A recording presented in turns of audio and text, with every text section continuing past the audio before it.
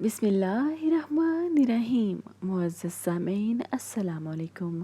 سامعین، آج کی ہماری ویڈیو ہے فرعون کی ایک خادمہ کے بارے میں۔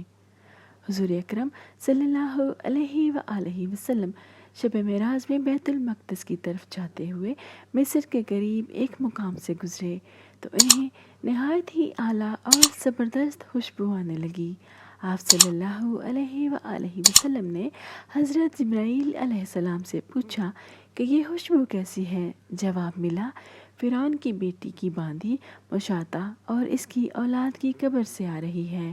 پھر حضرت جبرائیل علیہ السلام نے اس قصہ کا بیان کیا کہ مشاطہ فرعون کی بیٹی کی خادمہ تھی اور وہ خفیہ طور پر اسلام لا چکی تھی۔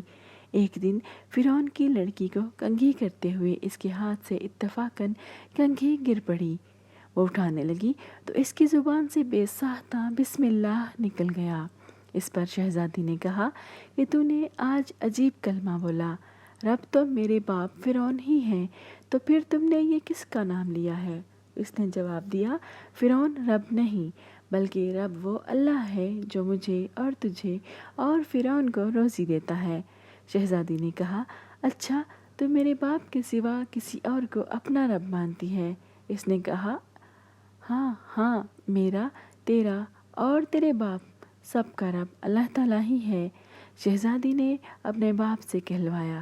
وہ سخت غضبناک ہوا اور اسی وقت اسے برسرے دربار بلوا بھیجا اور کہا، کیا تو میرے سوا کسی اور کو اپنا رب مانتی ہے؟ اس نے کہا کہ میرا اور تیرا رب اللہ تعالیٰ ہی ہے جو بلندیوں اور بزرگی والا ہے۔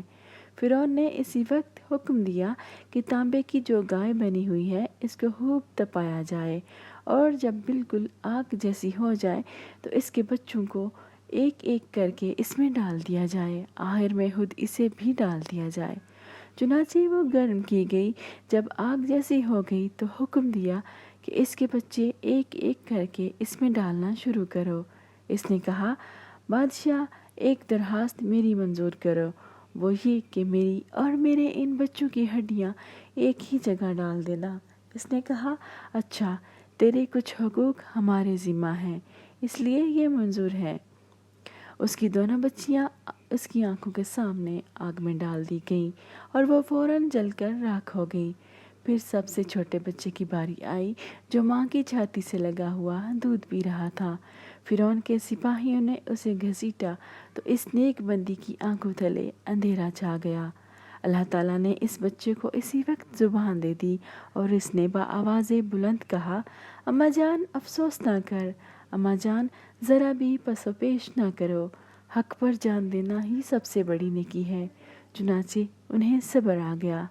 اس بچے کو بھی آگ میں ڈال دیا گیا اور آخر میں ان کی ماں کو بھی اسی آگ میں جلا کر مار دیا۔